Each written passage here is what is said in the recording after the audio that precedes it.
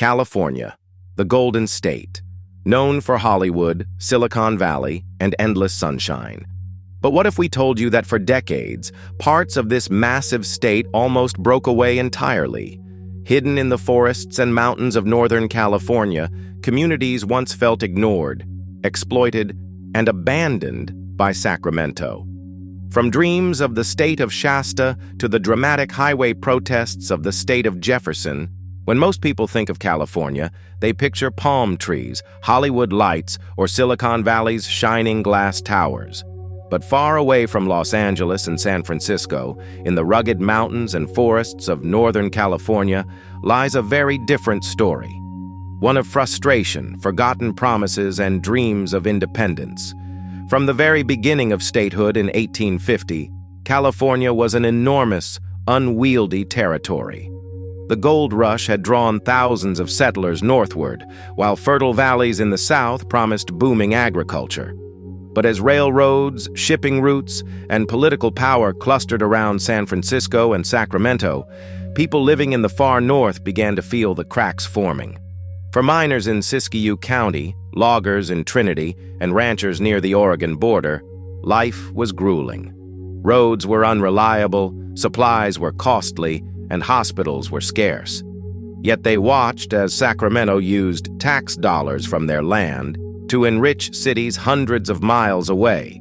It was a story they knew too well. Their resources, timber, minerals, and cattle left the region in wagons and on trains, but almost nothing came back to build schools, bridges, or clinics. This neglect bred resentment. In letters to newspapers, settlers complained of being treated as little more than a colony, useful only for the wealth they produced. Politicians in Sacramento rarely visited. Decisions about land use, taxes, and development were made by men who had never walked the dense forests of the Klamath or endured the snows near Mount Shasta. For many in the north, it seemed they were citizens of California in name only. By the late 1800s, this frustration grew into something larger. The idea that perhaps Northern California would be better off as its own state. If Sacramento would not listen, maybe independence was the only solution. What started as grumbling in taverns and town halls began to crystallize into speeches, petitions, and eventually, maps of a new state. The dream had a name: the state of Shasta. Inspired by the towering volcanic peak of Mount Shasta, locals imagined a state that was theirs alone, independent, self-sufficient, and free from the shadow of California's southern power centers. This was more than wishful thinking. Across America, the division of states was not unheard of. Maine had split from Massachusetts. West Virginia had broken away from Virginia. In their eyes, the precedent was there. And if Washington would allow those separations, why couldn't California's north do the same? As the 19th century closed, the idea of Shasta was spreading. Newspaper columns speculated on where its borders might fall. Farmers and merchants debated whether Eureka, Redding, or even Medford across the Oregon border could serve as its capital. The energy was real. For the first time, the North wasn't just talking about its frustrations, it was dreaming of a new identity. But dreams, no matter how bold, face obstacles. The lawmakers in Sacramento had little interest in losing vast forests and mineral-rich mountains. And Congress, preoccupied with the rapid expansion of the West, wasn't looking to redraw maps for small pockets of discontent. Still, the seed had been planted. The idea that Northern California might one day stand apart as its own state had taken root. And though the state of Shasta never came to be, its spirit refused to die. Instead, it lay dormant, waiting for the moment when the North would rise again with louder voices and bolder action. That moment would come in the 20th century, and when it did, the nation would finally pay attention. The idea of independence was no longer just a whisper in the hills.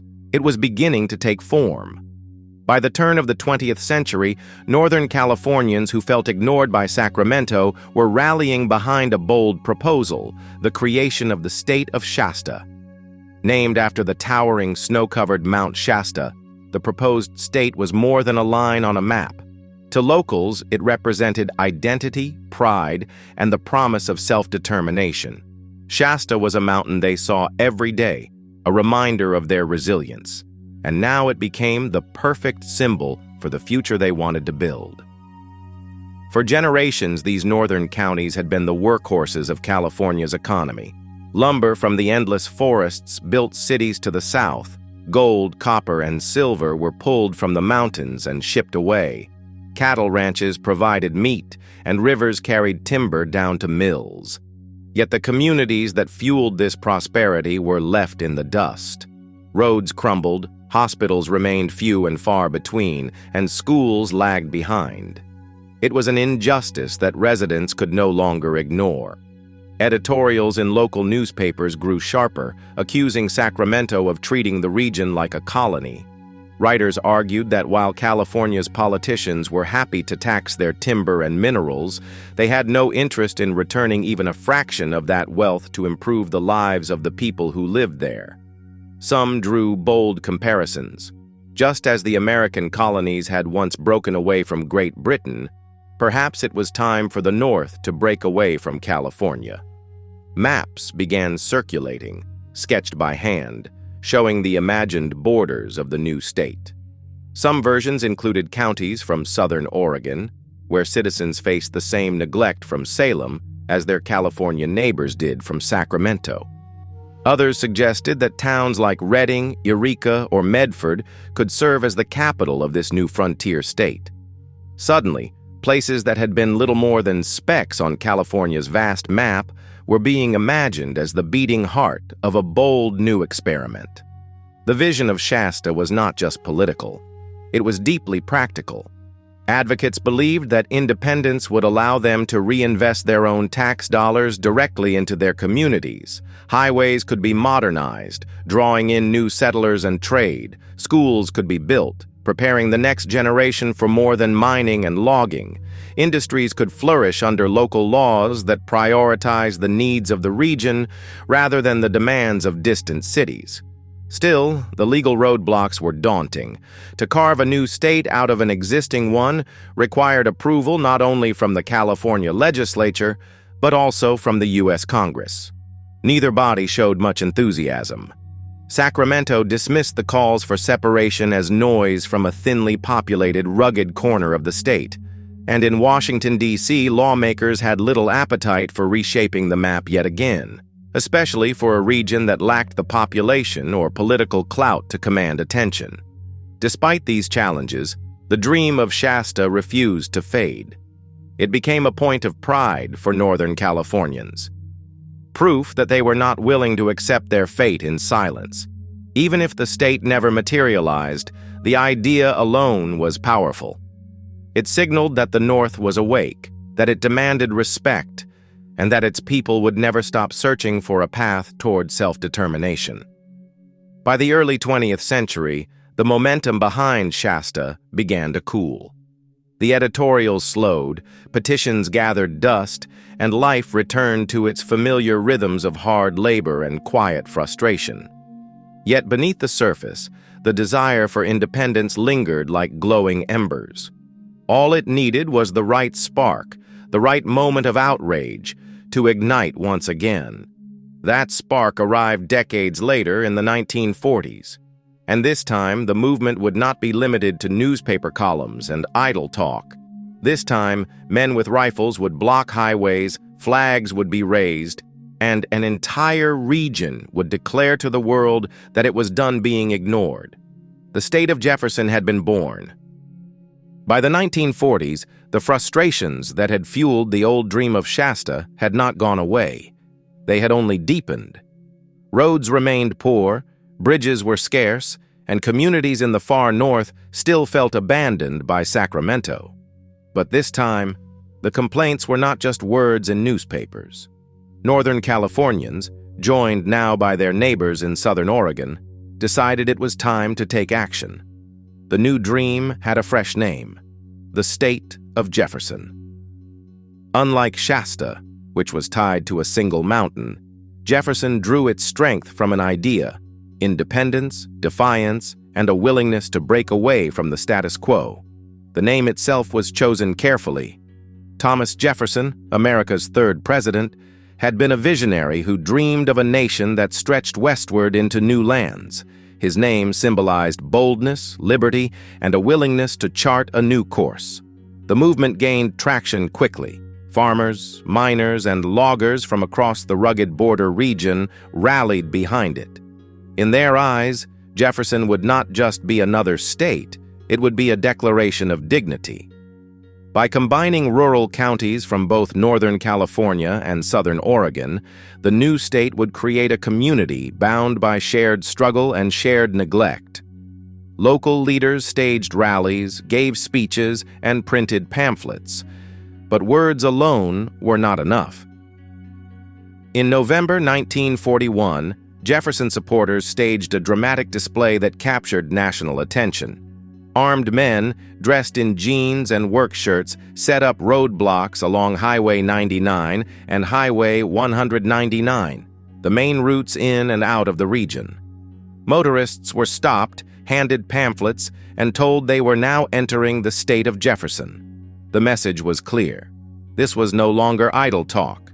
Jefferson was real, and its citizens were ready to show it. Newspapers across the country reported on the spectacle.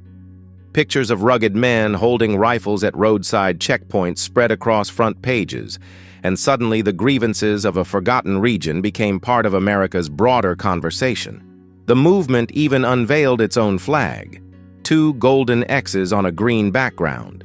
The X's symbolized the double crossing the people of the region felt, betrayed first by Sacramento, then by Salem. To the people of Jefferson, the flag was more than fabric.